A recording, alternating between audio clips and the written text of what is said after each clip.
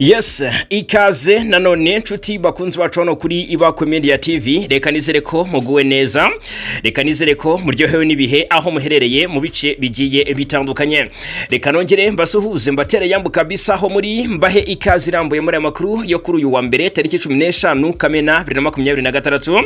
Ni ku mutekano, politiki na diplomasi mu karere ka Afrika y'ibiyaga bigari, turebera hamwe uko situation imeze, turebera hamwe ibiri kuvugwa muri Afrika ndetse no hakurya y'inyanja ngari. Duhereye ku mutekano ku butaka bw'Urasirazuba bw'igihugu cya Kongo rwahinanye bavandimwe. Umunyarwanda niwe ubivuga neza ati kwa minani rwahiye. Ubwo kwa Tshisekedi murasirazuba bw'urugo rwa Tshisekedi reka tuhite ko ari kwa minani rwahiye. Muti impamvu ni yihe? Njewe ndi kureba ibiri kubera muri teritwari ya Masisi, nareba ibiri kubera muri teritwari ya Walikale, ntibagiwe ibiri mu Minembwe muri Kivu y'Amajyepfo. Amabera akikora ntonsa. Reka nkeke ko uyu mugani mu by'ukuri usobanuye neza uburyo ibintu bikomeye. No kuvuga ngo ndi kureba uburemere bw'imyiteguro y'urugamba hagati ya M23 muri Kivu ya ruguru muri teritwari ya Masisi ndetse na Walikale, nareba uburyo FARDC nayo yakaniye ku mirongo y'urugamba, ubwoba bukanyica. Ndababwira uko byifashe mpereye muze kunyemerera mbatungure mpere ku muhanda route nationale 5. Ni umuhanda uturuka mu bice bya Uvira awerekeza mu bice bya Bukavu. Reka mbivuge nanone muri ubu buryo. Route nationale 5 ni umuhanda uturuka mu bice bya Bukavu bigenzurwa na M23 ugakomeza na za Kamanyola, Katogota, werekeza za Luvungi, Sanje, Kabunambo, Ruberizi, hose werekeza Bwegera, werekeza mu bice bya Uvira. Birumvikana ko amakuru agezweho aka kanya ni inkuru y'akamwenyu ku baturage batuye muri ibi bice ndetse mu by'ukuri n'abakoresha uyu muhanda route nationale 5. Amakuru ari gutangazwa aravuga ko wongeye gufungurwa nyuma y'ukwezi kurenga warafunzwe. Uyu muhanda rero wari ingenzi cyane cyangwa se worohereshaga ubuhahirane hagati y'ibyo bice, ariko impungenge zigihari ni ukwibaza ese ku gice kimwe kigenzurwa n'igisirikare cya Kongo coalition birumvikana ni FARDC, FDNB, wazana FDLR n'abacancuro, byaba bivuze ko hatazabaho urwikekwe mu by'ukuri nyuma y'uko twagiye tubabwira ko hari abaturage bava mu bice bigenzurwa na M23 bakwerekeza mu bice bya bigenzurwa na FARDC bagafatwa nk'intasi. Reka nze mbabwire inkuru iri guturuka ahangaha, ariko ni inkuru nanone ifite uburyo iteye impungenge mu buryo budasanzwe, ndaje mbabwireho. Hanyuma imasisi mu nkengero z'umujyi wa Rubaya rwongeye guhinana. Abo ku ruhande rwa coalition ngo ni inkuru nkesha ikinyamakuru Actualité.cd itaratangazwa cyangwa se ngo yemezwe na M23, nuko ngo igisirikare cya FARDC na Wazalendo birumvikana ngo bafashije cyangwa se ngo batesheje ubundi kubafasha byari bivuye he, ngo batesheje AFC M23 ibice bigera ku 8 muri iki cyumweru. Reka nze babwire uko byifasha hano muri groupement ya Kibabi, ni muri teritwari ya Masisi, ni muri Nokivu, muri axe za Mufunyi Kibabi. Reka nze babwire mbahunzi yobera uko situation imeze, musobanukirwe uko byifashe. Yes, turanyarukira imasisi kandi ibirindiro bya Wazalendo muri Kinyumba na Luibo byagabweho ibitero karabutaka ndetse ngo ni n'ibitero byo mu kirere nk'uko amakuru abishimangira. Ese koko M23 ari gukoresha drone muri izi axe? Ndaje mbabwireho 5 kuri 5 ibijyanye n'ibitero bya drone bikoreshwa cyangwa se bigabwa na M23 muri teritwari ya Walikale, naho byari byavuzweho ku munsi w'ejo ndi tariki 13. Byari byavuzweho rwose ko ibirindiro bya Wazalendo byatewe ibisasu n'indege zitagira abapilote zizwi nka drone za AFC M23 biri ibuhimba. Reka nse babwire uburyo M23 yahagurukiye kuvuga utumuti urura cyane ku ruhande rw'igisirikare cya Kongo, bakaba bari ikurira nk'uruhinja cyangwa se barira ayo kwarika nyuma y'urugamba rw'imbaturamugabo rukomeje kubahanganisha na M23, ariko bakaba bari gutungurwa n'ibitero karahawutaka. Yes, hanyuma ubwo turarebera hamwe nuko situation imeze ncamake ku makuru yo guturuka cyane muri axe za Buhimba.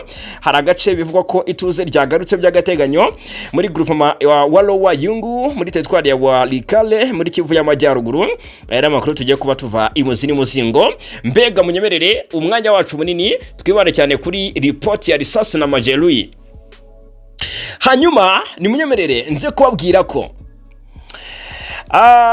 yitwa Jacques Kongolo, ni umwe mu bajyanama wa Perezida Tshisekedi mu by'umutekano, aherutse mu bice bya Kivu y'Amajyepfo akanga abaturage, arabandagaza arabwira ati utazashyikira Kinshasa tuzamwica.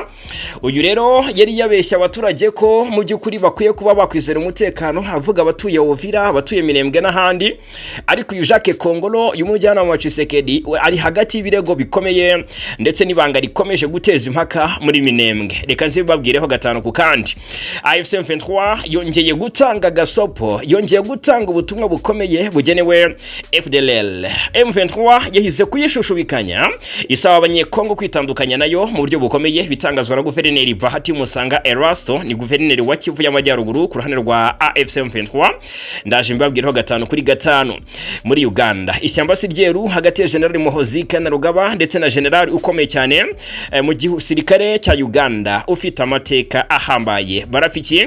Ndaje mbabwireho gatanu kuri gatanu. Ariko kandi ubwibazo afitanye n'uyu mujenerali Muhoozi yijeje ko bigomba gukemuka vuba cyane abigizemo uruhare rukomeye. Diaspora y'abanyamuryango ba RPF Inkotanyi batuye mu Bubiligi bahuriye mu mahugurwa.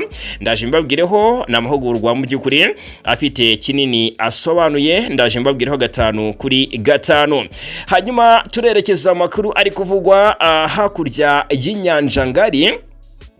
Ariko mbere gato ndabanza babwire ko abanyarwanda babiri basoje amasomo ya gisirikare mu Buhinde, ese batahukanye ubuhe bumenyi? Nabyo ndabibabwiraho. Abanyarwanda ni bande? Reka nzibabwire. Iran ntiri businye amasezerano yo guhagarika intambara mu gihe Amerika ivuga ko ibintu byageze ku musozo. Bigenze bite? Kera kabaye Ayatollah Ali Khamenei agiye gushyingurwa. Ndabibabwiraho gatanu ku kandi n'uburyo umuhango uteguwe. Hanyuma mbabwire ko aka kanya Amerika yamaganwe bikomeye na Korea ya Ruguru, kuko ngo Amerika yemeye kugurisha misile zo ku rwego rwo hejuru kuri Korea y'Epfo, bikaba byakurura intambara hagati y'ibihugu byombi. Aya ni amakuru tujye kuva imozi n'umuzingo. Nimwenyemerera mukankandira wa Hassan se subscribe nyaboneka cyangwa se sabone, ubundi mugakanda like tukabone ko bikunda, mugashyira udutima ndetse na comment aho ngaho muri comment section. Mu by'ukuri turabishima kandi turabyishimira. Hari n'abantu twifuza ko mu by'ukuri buri wese aha ngaha dukurikiye wajya wandika izina naho uherereye tukajya tugusuhuza amakuru yacu, aba aza kuba akurikiraho tukibera nk'umuryango birumvikana. Yes, nimero 0784483217 ni nimero yacu ya WhatsApp watwandikira cyangwa se ukaduhamagara wifuza mu by'ukuri kuduhereza cyangwa se kutugezaho ibitekerezo, ubusesenguzi n'inyunganizi. Ariko kandi wifuza no gutanga ubufasha nabwo turaha kugira ngo tubwakire kandi turyoherwe tunogerwe, dusangire tunogewe nibihe. Yes, Uvira uyu muhanda route nationale 5. Reka mbariyo nkuru mperaho. Ni umuhanda uhuza Bukavu na Uvira wongeye gufungurwa. Ni nyuma y'ukwezi kurenga warafunzwe. Umuhanda route nationale 5 uhuza umujyi wa Uvira na Bukavu wongeye gufungurwa ndetse kuva ku itariki 12 Kamena rwose nejo bundi kwa gatandatu ni kwa gatanu. Biravuga ko wongeye gufungurwa cyane cyane hano muri axe za Luvungi bya nyuma y'ukwezi n'iminsi 4, ubwo ni iminsi 34. Uyu muhanda warafunzwe n'ubuyobozi bw'intara ngo kubera impamvu z'umutekano. Aho Luvungi rero aho hari bari bashyize za bariyeri zibuza imodoka kunyura cyangwa se gukora urujya n'uruza. Bikavugwa neza ko rero kuva tariki 12 kwa gatanu urujya n'uruza rwongeye kugaragara. Rwongeye gutangira kugaragara. Imodoka nyinshi zari zimaze ibyumweru byinshi zihagaze cyangwa se ziparitse zashoboye gukomeza urugendo rwazo. Hari imodoka zavaga Bukavu zerekeza Uvira zarahagaritswe zongeye kwerekezayo. Mbega urumva ko ni ibintu bisa nkaho ari byiza cyane. Hanyuma ariko umuhanda ngo wamaze gufungurwa kandi imodoka zamaze no kugenda rwose. Ubwo rero abitangaza ko ngo bizeye ko nibigo bitwara abagenzi biza gusubukura ibikorwa byabyo mu minsi iri imbere. Abayobozi b'inzego zitandukanye ndetse n'imiryango ya societe civile bemeje ko uyu muhanda wongeye gufungurwa. Nk'uwitwa Andre Byadunia agira ati nyuma y'ukwezi umuhanda route nationale 5 ufunzwe wongeye gufungurwa kuri wa gatanu tariki 12. Umutwe w'abaturage witwa Machozi ya Raia nawo wishimiye iki cyemezo, uvuga ko gufungura uyu muhanda bizafasha abaturage bari barahangayikishijwe n'ifungwa ryawo. Aho vice guverineri wa Sud Kivu Jean-Jacques Elakano ku ruhande rwa guverinoma yavuze ko ngo ifungwa ry'uyu muhanda ryari ryatewe n'impamvu z'umutekano. Ni umuhanda wa kilometero 125 bira kuva Bukavu werekeza Uvira, ndakubwiza ukuri bigusaba kilometero 125. Kuri ubu ibice byawo bigenzurwa n'abarwanyi ba AFC M23 mu gihe ibindi bigenzurwa na FARDC, ingabo za Congo FARDC ndetse na coalition birumvikana ni FDLR, FDNB, Wazalendo ndetse mu by'ukuri n'abacancuro. AFC M23 yo igenzura gace kava Bukavu unyura ahitwa Nyantende, Nyangezi, Ngomo, ugera Kamanyora ndetse na za Katogota. Hanyuma ku ruhande rwa coalition FARDC igenzura gace ka Ruvungi, kuva Ruvungi werekeza Uvira niho FARDC igenzura. Ubwo n'uturezi cyo birumvikana tw'imisozi tugiye dukikije uyu muhanda route nationale 5. Abacuruzi, abagenzi ndetse n'imiryango ya societe civile avuga ko kongera gufungura uyu muhanda ari inkuru nziza cyane kuko bizajya bifasha ubucuruzi n'ingendo muri rusange n'ibikorwa by'ubukungu gukomeza, bigatuma imibereho y'abaturage isubira ku murongo. Ubwo ari kangaha nkibaza ndetse nkagira n'amakenga n'amayobera ngira, avuga se bigenze bite? Umuturage azajya afata imodoka ye aturuke muri access igenzurwa na M23 yerekeze atambuke Ruvungi nta kabuza, atambuke Sange, atambuke Kabunamba, atambuke Bwegera. Umuturage azafata reka wenda mbivuge gutya, umuturage azava Bukavu ave za Nyawera n'urugero yerekeze Uvira gukora ubucuruzi. Ndabikemanga ahangaha muraje mwitega ibintu bikomeye cyane kuko ahangaha ukuntu ikintu kigiye kubaho, hari abaturage bagiye kugenda bafatwa ngo bavuye mu twara M23 bashinzwe gukorana nayo, ndetse n'igisirikare cya Kongo uzajya ubone gitangiye kugenda gikemanga abaturage bari kuva Uvira berekeza mu matwari ya M23. Ubu gufungura uyu muhanda ndababwiza ukuri ntago biba byakozwe mu by'ukuri n'impande zombi zishyamiranye ngo habe habayeho kureba ingaruka byagira, kuko nkeka ko niba hari umuntu wava Uvira yiyoberanyije akaza gutata ibirindiro bya M23 n'ukuntu ibice bigenzurwa na M23 bimerewe cyangwa se bitekanye cyangwa se uko situation imeze, nkeka ko bimenyekanye byaba ngombwa ko hongera kubaho guhagarika izo ngendo. Ariko ubwo rero ni inkuru iri kuvuga ko umuhanda wafunguwe, abaturage bongeye gutambuka, imodoka zongeye kugenda, ariko wenda izi modoka z'amataxi zitwara abagenzi zo ntiziratangira. Ariko mu by'ukuri biratangaje ko wakumva ko umuhanda route nationale 5 uva Bukavu werekeza Uvira wafunguwe, kandi impande zihanganye mu by'ukuri ntago ari umuhanda ugenzurwa n'uruhande rumwe, buri ruhande rufite igice rugenzura, FARDC ikagira igice igenzura. Nabwiye ko FARDC igenzura agace ka Ruvungi kuva Ruvungi werekeza Uvira, ubwo ni za Kabunambo, za Sanje, Ruberizi, Bwegera werekeza za Kavimvira aha hose. Ariko M23 iragenzura ahangaha usa nkugaruka inyuma n'ubundi werekeza ku ruhande rwa Bukavu, ahangaha za Nyantende, Nyangezi, Ngomo, Kamanyora ndetse na za Gatogota. Mumbwire rero ese koko ntiyakwiye gukomeza abaturage bafite impungenge ku mutekano wabo ndetse n'ibyemezo bishaka kuzabafatirwa? Reka mu by'ukuri dukomeze tubihanga amaso. Yes, reka tuve Uvira ndetse mu by'ukuri twerekeze muri teritwari ya Walikale bavandimwe. Umwana ari kurira nyina ntiyumve, reka duhereke babi gato. Mu by'ukuri Masisi, muri teritwari ya Masisi muri no Kivu, muri access za Kibabi, ubundi Kibabi ni groupement buriya nanuzana ni Mufunyishanga. Kibabi nangace muze kumbwira niba nibuka neza. Ni kuvuga ngo Kibabi biravuga ko ngo yafashwe na FARDC cyamakuru actualité PSD nicyo kiri gutangaza. Reka ndebe niba wenda gitangamo facts ndetse no kuri guhari, kuko nagerageje kuganiriza cyangwa se kubaza abakurikiranira hafi ibyaya makuru by'umwihariko bari mu bice bya bazi iminsi beramo hano za Masisi. Ambwira ko ataramenya makuru y'ukuri kuri ibyo biri gutangazwa ko FARDC yaba yambuye M23 ibice bigera ku 8 muri iki cyumweru. Biravugwa ko Kibabi nayo yafashwe na FARDC n'abafatanyije ubwo ni Wazalendo, ngo AFC M23 yatakaje nibura uduce 8 muri iki cyumweru dusoje turimo no mujyi wa Kibabi. Uyu mujyi wa Kibabi ni cyicaro gikuru cya groupement ya Mufunyishanga, Mupfunyikibabi Mupfunyikibabi, yego ni groupement. Ni muri teritwari ya Masisi muri no Kivu.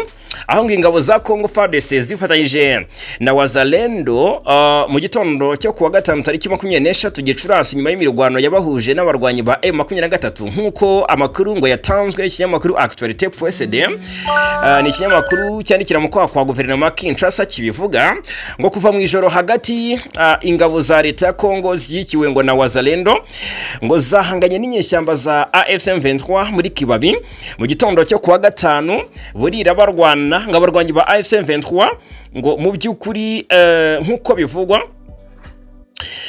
hano muri Kibabi baje kuhirukanwa mu gitondo cyo kuri wa gatanu ngabarwanyi ba AFC M23 ngo basubiye inyuma bava muri Kibabi berekeza mu mujyi w'ubucuruzi bw'amabuye y'agaciro wa Rubaya. Byumvikane ko Kibabi na gace kegereye Rubaya ni nk'amarembo ya Rubaya, ndetse kimwe mu birindiro bikomeye by'uyu mutwe bya Kibabi ubu ngo birimo FARDC na Wazalendo. Na makuru ari gutangazwa Kibabi ngo yongereye ku yindi midugudu yari yarafashwe bavuga ko ngo yari 7 ifitwe n'ingabo za leta ya Congo ngo zambuye M23 mu ntangiro z'iki cyumweru dusoje. Muri yo harimo Katoyi centre, iyi Katoyi barayigamba, baravuga Kinigi, baravuga Nyakigano, baravuga Kawele, baravuga Cugi, Muho ndetse na Bukumbirire ndetse na Gasenyi. Bantu banjye ndagira ngo dukurikirane cyangwa se munyemerere, niyo mpamvu ntangira ubundi mbasaba gukanda subscribe.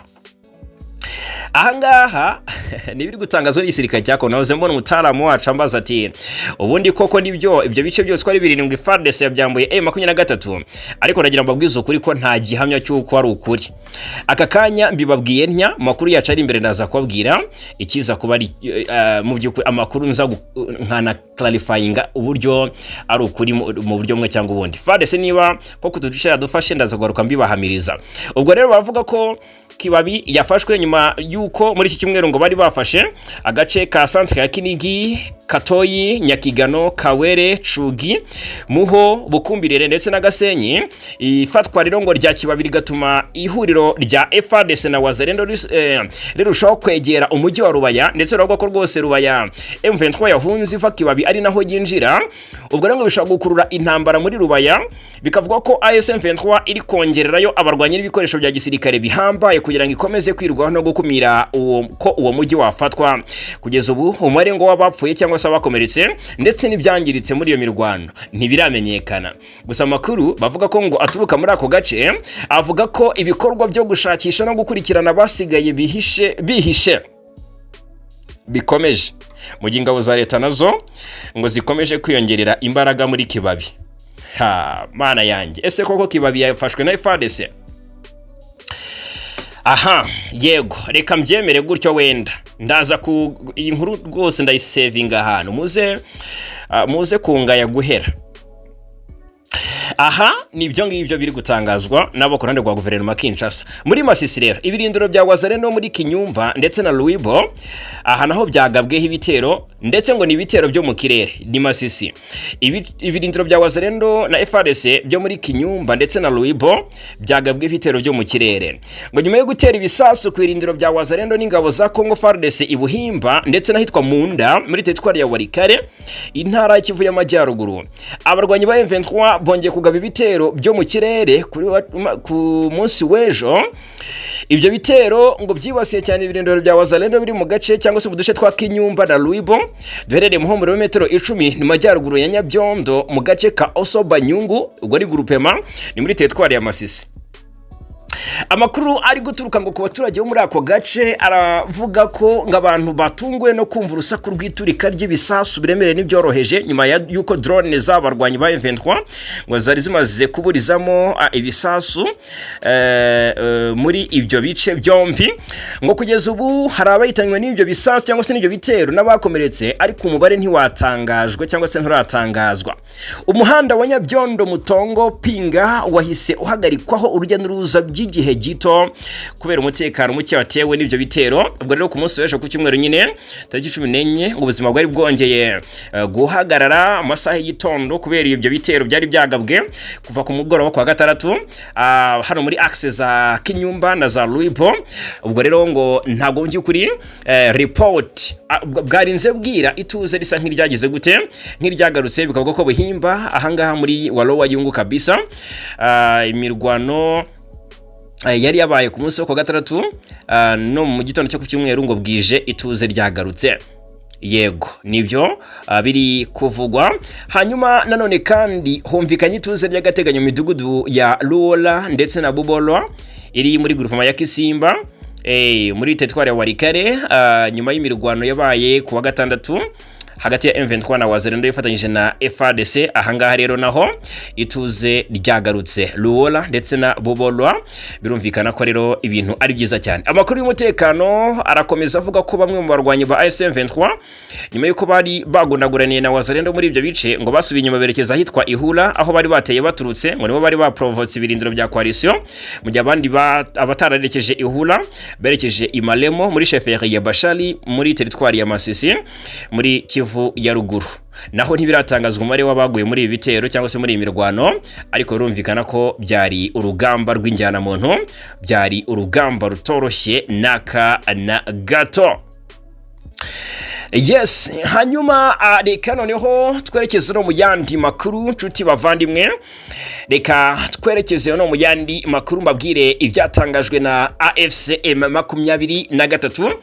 Iri huriro rikomeje kwandika amateka. Ku munsi w'ejo nababwiye ko ni byiza kubarwanya ba M23 kubera ko deja bo batangiye no kugenda bakirigita ifaranga kuko batangiye kugenda bahabwa amafaranga y'umushahara ya buri kwezi, aho umusirikare muto muri M23 azajya ahembwa amadolari 100. Byumvikane ko ni hafi 150 by'amanyarwanda. Ni ibintu byiza cyane. Abarwanyi barabyishima bavuga bati aha niho tugiye guhura noneho igisirikare cya Kongo turaje tucyararike ku buryo bukomeye, turaje duharanira umutekano w'abaturage, turaje tubarindira umutekano mu buryo bunoze. Guverineri w'intara Kivu y'Amajyaruguru washyizweho n'ihuriro AFC M23 Colonel Bahati Musanga Erasto yahize gushushubikana cyangwa se reka mbivuga gutya muri ubu buryo nk'urwego akuriye AFC M23 yahize birumvikana cyangwa se nk'urwego abereyemo afitemo inshingano kuko ni guverineri wa Kivu y'Amajyaruguru ku ruhande rwa M23. Ubu noneho Bahati Musanga Erasto yaje agaragaza ko biteguye kwirukana umutwe w'iterabwoba wa FDLR mu bice rigenzura bakayigeza muri Walikale. Asaba abaturage kwitandukanya n'uyu mutwe washinzwe n'abanyarwanda basize bakoze jenoside yakorewe abatutsi mu Rwanda. Ibi yabigurutseho ubwo yaganiraga n'abaturage Impati muri teritwari ya Masisi muri groupement ya Bashali Domokoto, abereka ko rwose abana babo bari kwifatanya na FDLR badakwiriye kuba bari kwifatanya nayo. Ati turi kubasaba mwababyeyi mwe muri hano barumuna bacu bari hano muduhamagarire abo basore bari hariya hepfo mashyamba kwitandukanya na FDLR. Yakomeje agira ati ziriya FDLR bari kugendana n'abanyarwanda ntabwo ari abanyekongo, bazagendana nabo kugeza ryari. Ati twebwe turabanyekongo ntaho ingabo zacu zizajya.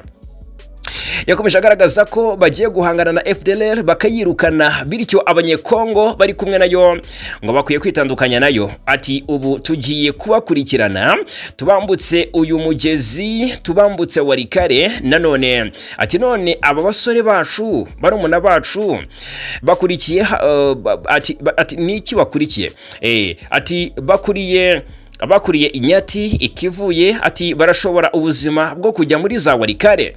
Ati turi kubasaba mwababyeyi mwe muri hano barumuna bacu bari hano muduhamagarire abo basore bari hariya hepfo mashyamba kwitandukanya na FDLR. Yakomeje agaragaza ko bagiye guhangana na FDLR bakanayirukana rwose aho iri hose, bityo ko abanyekongo bari kumwe nayo bakwiye kwitandukanya nayo.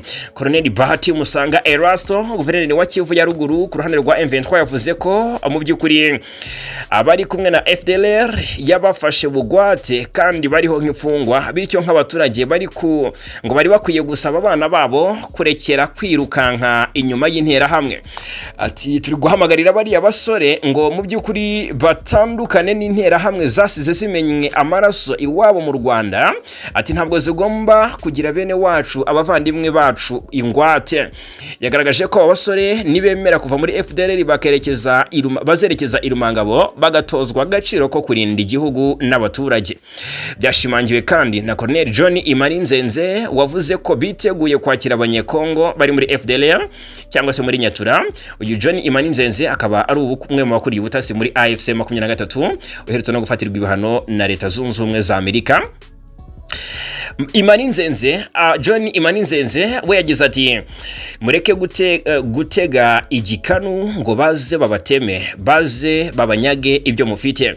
Abasore baze dufatanye, abari hano, abari mu mashyamba, mubwire ko tubiteguye, ntacyo tuzabatwara, tuzakorana nabo, tuzabigisha uburyo abaturage barindwa.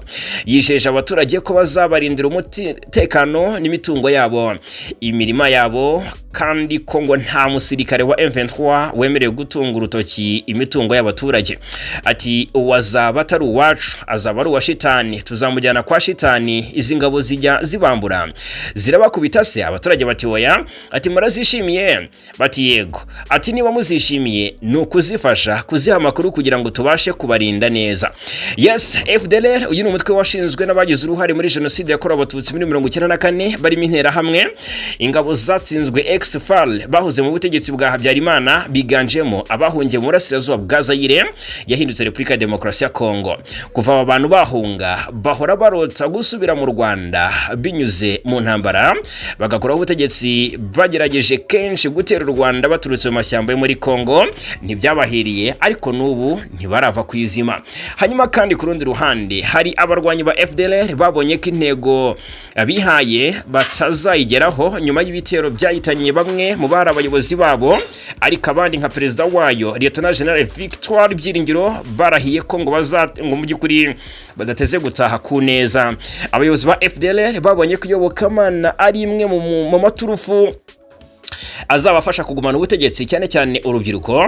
Bashyizeho amatsinda y'abahanuzi ngo abizeza mu by'ukuri bitangaza, kanabasobanurira ko urugamba rwabo rushyigikiwe n'Imana, kandi ko ngo bazajya ku butegetsi rwose bw'u Rwanda ngo bazicaza amabuno muri village Rugwiro, niko bigamba. Hanyuma kandi ingengabitekerezo yabo ubundi ni yombi, kuko bamaze no kwikwirakwiza mu burasirazuba bwa Kongo. Ni ingengabitekerezo ya jenoside, kibindi intwari ikomeye ya FDLR. Abayobozi bayo rero bigisha abakiri bato ko u Rwanda ruyobowe n'abatutsi kandi ko ari abantu babi cyane. Ibyo bigatuma bakura banga igihugu, nubwo benshi bidatinda cyangwa se badatinda kubona ukuri bagataha. Hanyuma rero mu by'ukuri ntibigarukiraho, kuko umurwanyi wa FDLR yumva ko ubundi ngo aramutse ahuye n'umuntu utuye mu Rwanda abagomba kumugirira nabi cyangwa se akamwica, nk'uko byagenze mu Kwakira mwaka 2019 ubwo Rudurunana yateraga i Musanze ikisha abaturage 14, murabyibuka. Ubwo rero abayobozi ba FDLR n'abashyigikiye bose bumva ko ngo mu by'ukuri batageze ku mugambi wabo kurimbura abatutsi bose. Barutaga ko mu by'ukuri nta mututsi ugomba gusigara mu Rwanda. Barota ko rero baramutse bageze mu Rwanda n'ubundi basubiramo jenoside yabapfubanye umwaka w'1994. Guverineri wa Kivu y'Amajyaruguru rero ku ruhande rwa AFC M23 mu by'ukuri yongeye gusaba abaturage kwitandukanya n'uyu mutwe w'iterabwoba wa FDLR, agira ati nyaboneka ni dufatanye guharanira amahoro n'umutekano no kubaho mu buryo mu by'ukuri bunoze, tudashingiye ku ngengabitekerezo ya jenoside. Yahize gushushubikanya FDLR bakayigeza mu bice bya Warikare. Murumva ko bitoroshye na gato. Yes, hanyuma uyu we yitwa Jacques Kongolo. Uyu ni umwambari wa Tshisekedi Somambike we, inshuti y'amagara rwose, intumwa yidasanzwe mu by'umutekano, hajya mutuma mu bice bitandukanye bya Sud Kivu. Ejo twabigarutseho uruzinduko agereye mu bice bya Fizi. Mwarabyumvise, mwarabibonye uburyo Jacques Kongolo n'ijambo rye rwose yagejeje ku baturage batuye muri biriya bice byo mu Minembwe n'ahandi. Kongo bigaragara ko abaturage bagambanira igihugu bagashyigikira umwanzi ari we AFC 23. Muze kwibuka ko ibyo bintu yabibwiraga abaturage bo mu Minembwe, abanyamulenge ahanini bicwa uko bwije nuko bukeye, bicwa urusorongo, bakaba barwarirwa na twirwanaho niyo M23. Bivugwa ko ngo kwishyigikira ariko gushyigikira umwanzi. Noneho nkaho bidahagije nko kubwira ko n'ubundi bagomba kwicwa nta kabuza, icyo yakoze yabwiye ko nguzongera kugaragaraho gushyigikira AFC M23 we yita umwanzi, wowe ngazahita yicwa nta kindi azakorerwa. Nk'abantu mwe murumva ubuzima bw'abaturage akaga burimo, ntago tuvuze ku bitero bagabwaho uko bwije nuko bukeye. Ubwo rero icyo nashaka kubabwira nuko ngo mu gihe mu by'ukuri murasirazuba bwa Kongo hakomeje kuba isibaniro ry'imirwano, amacakubiri n'ibibazo bya politike bimaze imyaka myinshi, amazina mashya akomeje kwinjira mu ruhando rw'abafata ibyemezo no mu biganiro by'umutekano. Muri ayo mazina harimo Jacques Kongolo cyangwa se Kongolo bigira umwami, ni umwe mu bajyanama ba Perezida Tshisekedi. Uyu maze igihe agaragazwa nk'umwe mu bantu bafite uruhare rukomeye mu bikorwa byo gushaka amahoro no gukemura ikibazo cya Minembwe. Nyamara uko izina rye rikomeje kwamamara cyane, ni nako rikomeje kuzamura impaka n'ibibazo bikomeye mu nzego za politike, igisirikare ndetse no mu baturage bo mu burasirazuba bwa Kongo. Minembwe Capital News dukesha inkuru mu by'ukuri yakoze iyi nkuru ngo ishingiye ku makuru ndetse ngo n'inyandiko byakurikiranyijwe cyangwa se byakwirakwijwe i Kinshasa tariki 13 Kamena, bikubiyemo ibirego, ibitekerezo n'amakuru yatanzwe n'abatavuga rumwe n'uyu mujyanama wa Perezida Jacques Kongolo. Ni inkuru igaragaza ibibazo byinshi bibazwa ku myirondoro ye cyangwa se ku mwirondoro we, ku myitwarire ye ya politike ndetse ngo no ku ruhare yaba afite mu bibazo by'umutekano bikomeje kugaragara muri Minembwe, ni muri Kivu y'Amajyepfo. Kimwe mu bibazo bikomeje kugarukwaho ni icyerekezo cyangwa se yego ubundi ahanini ni inkomoka ahubwo n'ubwene igihugu bw'uyu Jacques Kongolo bigira umwami. Iri zina bigira umwami muraryumva neza. Uyu mugabo yigaragazaga cyangwa se ngo yigaragaza nk'umunyekongo mu bwoko bw'abanyamulenge, gusa bamwe mu bamunenga bavuga ko afite indangamuntu y'u Rwanda. Ibintu bwabyo bidafatwa nk'ikibazo gikomeye kuko hari abanyamulenge benshi babaye mu Rwanda igihe kirekire bagahabwa ibyangombwa by'aho batuye. Icyakora impaka zishingiye cyane ku makuru agaragara ku ndangamuntu ye y'u Rwanda, aho bivugwa ko yavukiye i Kayonza, ni mu burasirazuba bw'u Rwanda mu mwaka w'1984. Mumbwire ubwo afite imyaka ingahe? Uyu Kongolo yavutse mu mwaka w'1984 avukira mu karere ka Kayonza. Abamunenga rero bavuga ko ibi bidahuye n'amakuru asanzwe azwi ku mateka y'abanyamulenge benshi bakomoka muri Minembwe, Bijombo cyangwa se hariya mu Bibagobogo. Hanyuma ngo nta bimenyetso byigenga cyangwa se navuga ko byakurikiranywe bitanga ibisobanuro cyangwa se ibisobanuro byatanzwe na Jacques Kongolo ubwe byigeze bisubiza mu buryo burambuye ibi bibazo bikomeje kuzamurwa. Gusa ikindi gice cy'iyi nkuru kibanda cyane ku butumwa butandukanye Kongolo bigira umwami yagiye yashyira ku rubuga rwa X Twitter mbere yo kwinjira mu biro bya Perezida wa Repubulika ya Kongo. Abanditse nkuru kandi bakavuga ko hagati ya 2020 na 2022 Jacques Kongolo yagiye atangaza ubutumwa bushinja FARDC n'inzego za leta ya Kongo ibikorwa yagereranyaga na jenoside ikorerwa abanyamulenge muri Minembwe. Mu kwa gatandatu mwaka 2020 yanditse ubutumwa bushinja FARDC gukora ibikorwa yise jenoside imbere ya MONUSCO. Byagarutsweho nabyo byaributswe, baravuga tubundi uyu muntu akwiye kuba ari mu matwi ya Tshisekedi amwongorera, amubwira ati dore cyakorwa niki. Muri 2022 yasabye ubutegetsi bwa Joe Biden gushyira igitutu kuri Perezida Tshisekedi kugira ngo aganire n'umutwe wa Twirwaneho. Murabyumva neza.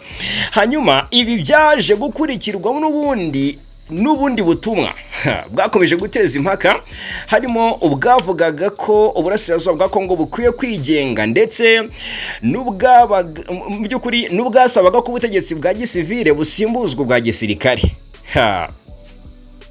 Abamunenga rero bavuga ko ayo magambo adahuye n'umwanya akomeje guhabwa mu buyobozi bukuru bw'igihugu. Ku rundi ruhande ngo nta rwego rwa leta rwigeze rutangaza ko ayo magambo yaba yaratumye hakorwa iperereza cyangwa se ngo hagire icyo abazwa cyangwa se yibazwaho. Gusa inyandiko ikomeza ivuga ko cyangwa se ivuga ku byabereye mu Bibogobogo, aho Jacques Kongolo bigira umwami na General Yakutumba William bahuriye mu gikorwa cyiswe ngo cyo gushaka amahoro. Yewe nk'uko iyo nyandiko yabivugaga Kongolo yabwiye abaturage ko umutekano wagarutse kandi ko abanyamulenge bashobora kongera kugenda mu bwisanzure berekeza Ibaraka berekeza Uvira n'ahandi. Nyuma y'ayo magambo General Yakutumba ngo mu by'ukuri icyo yakoze mu by'ukuri yahise ayanyomoza ku mugaragaro, avuga ko umutekano utaragaruka bitaragera mu buryo ariko ngo nta munyamulenge wemerewe kujya mu biri ibyo bice. Inyandiko ikavuga ko nyuma y'icyo gikorwa umubano hagati y'abo bagabo bombi ushobora kuba warangiritse bikomeye. Hashize ibyumweru rero bike indege zitagira abapilote zizwi nka drone za kamikaze CH-4 n'izindi zitandukanye zigabye igitero kuri William Yakutumba Umukenke cyahitanye umwe mu barinzi be. Yakutumba arakomereka bikomeye ariko ntiyapfa, n'ubu ngubu aracyavurwa. Rero ni byinshi twavuga, gusa banditse inyandiko kandi bakavuga ko bamwe mu barwanyi ba Maimai Makeka mu by'ukuri baba Maimai ni Maimai ko Maimai ni nyeshariya, gusa bakeka ko ngo Kongolo yaba afite uruhare muri icyo gitero, ariko kugeza ubu nta gihamya cy'ukuri kiragaragazwa ndetse nta n'iperereza ryemewe n'inzego za leta rirashyigikira ayo makuru cyangwa se ngo ribe ryayahamya. Yes, ngayo nguko rero munyemerere ari kuvugwa ku mutekano ku butaka bw'Uburasirazuba bw'igihugu cya Kongo, ari kuvugwa muri Repubulika ya Demokarasi ya Kongo yo mbe nyasoreje aha. Reka mpite mbabwira ko reka mbabwire kuri iyi nkuru ivuga ko ni Suriyetona Fils Niyikiza ndetse na Suriyetona Eli Ndagijimana bari mu banyeshuri basoje amasomo yabo ya gisirikare bari amaze igihe bahabwa mu gihugu cy'Ubuhinde. Umuhango wo gusoza aya masomo mu ishuri rya gisirikare ry'Ubuhinde riri mu gace ka Dehradun wabaye kuwa gatandatu tariki 13 uyoborwa na perezida w'iki gihugu ariwe Drupadi Murmu. Uretse Abahinde, iri shuri ryarangijemo Abanyarwanda babiri, Suriyetona Fils Niyikiza ndetse na Suriyetona Elik Ndagijimana.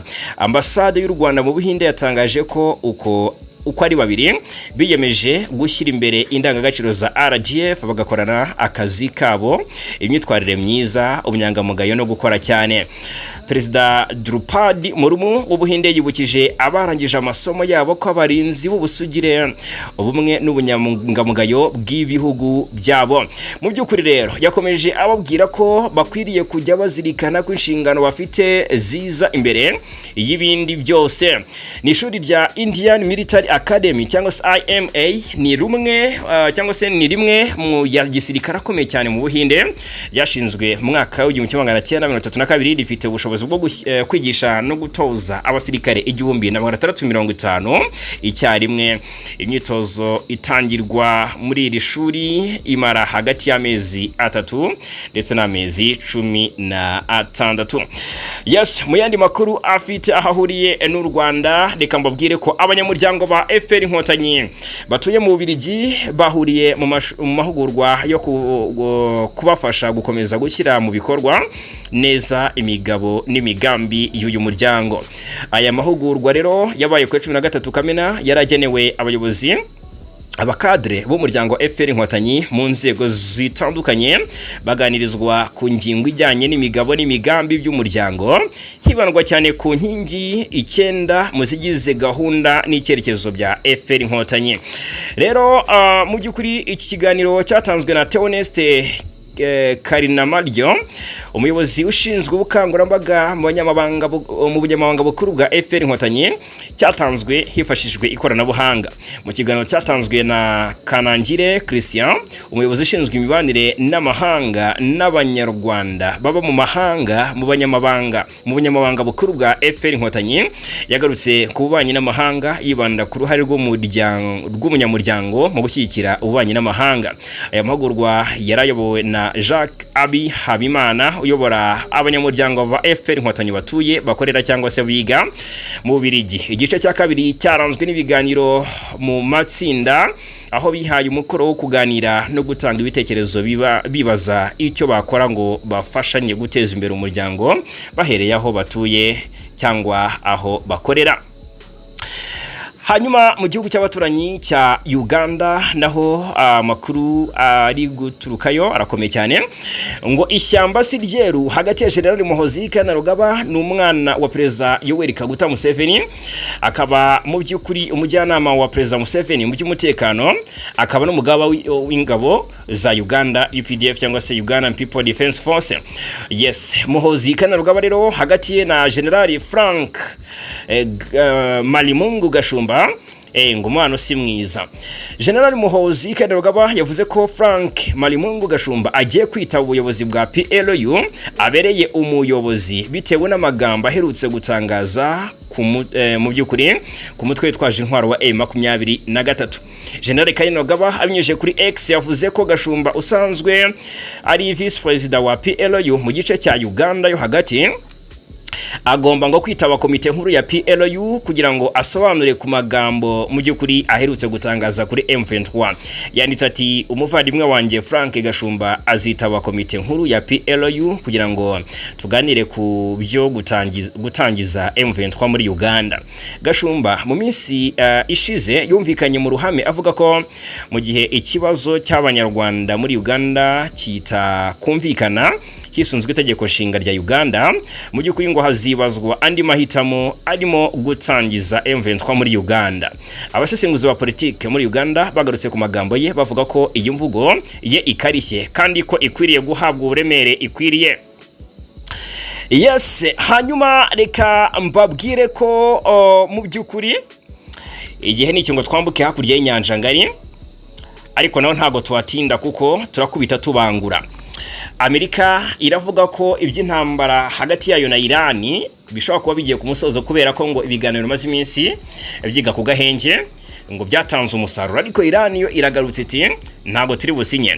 Abayobozi ba Leta Zunze Ubumwe za Amerika ndetse na Pakistan batangaje ko bagiye gushyira umukono ku masezerano yo guhagarika intambara na Irani, ndetse bavuga rwose Irani ko itari yemeza neza ko iri buze kuyasinya kubera ko muri iki gihugu bakomeje kuyamagana.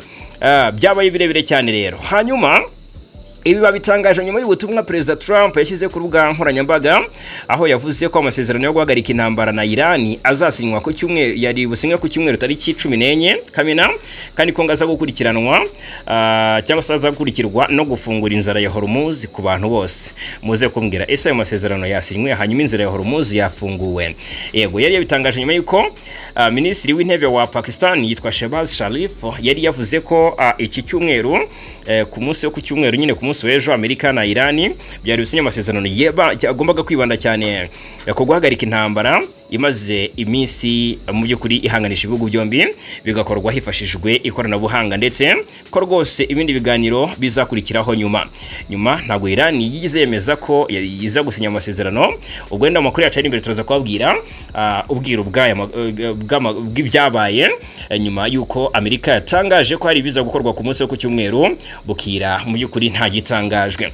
Hanyuma mu yandi makuru yitwa Ayatollah Ali Khamenei, ubwo murabizi ko ibihugu byombi birashyamiranye birumvikana kuva mu mpera za Gashyantare uyu mwaka. Iyi ntambara yasize ihitanye umuyobozi w'ikirenga Ayatollah Ali Khamenei wa Iran. Ubuyobozi bwa Iran rero bwatangaje ko igihe uwahoze ari umuyobozi w'ikirenga w'iki gihugu Ayatollah Ali Khamenei wishwe mu bitero bya Leta Zunze Ubumwe za Amerika na Israel azashyingurwa. Amakuru yatangajwe na Reuters dukesha inkuru avuga ko ikiriyo cye kizatangira ku ya 4 Nyakanga uyu mwaka, akazakingurwa ku ya 9 Nyakanga. Biteganyijwe ko ibikorwa mu by'ukuri ibikorwa by'ikiriyo bizatangirira mu mujyi wa Tehran, birangirire ashyingurwe ku ivuko mu majyaruguru y'Iburasirazuba bw'umujyi wa Mashhad. Khamenei yishwe ku munsi wa mbere w'ibitero bya Leta Zunze Ubumwe za Amerika na Israel kuri Iran byari tariki 28 Gashyantare. Uyu muhango wari ufite imyaka 86, yaramaze imyaka 36. Uyu mugabo yari afite imyaka 86, aho mu by'ukuri yaramaze imyaka 36 ayobora Iran. Nubwo amategeko y'idini ya Islam ateganya ko umuntu wapfuye ahita ashyingurwa bitarenze amasaha 28, irenga ayobora riremewe mu gihe cy'intambara, ari nabyo byabaye kuri uyu Ayatollah Ali Khamenei. Ku butegetsi bwe Khamenei yubatse Iran nk'igihugu gikomeye gihanganye na Leta Zunze Ubumwe za Amerika. Umuhungu wa Khamenei w'imyaka 56 witwa Khamenei Motijaba niwe wahise asimbura se nk'umuyobozi w'ikirenga. Ngaye nguko rero, reka mbashimire cyane kuba natwe muri aya makuru y'iburi gitondo cyo kuwa mbere tariki 15 Kamena 2026, 5 kuri 5 hano kuri Ibako Media TV. Turakomeza kubana.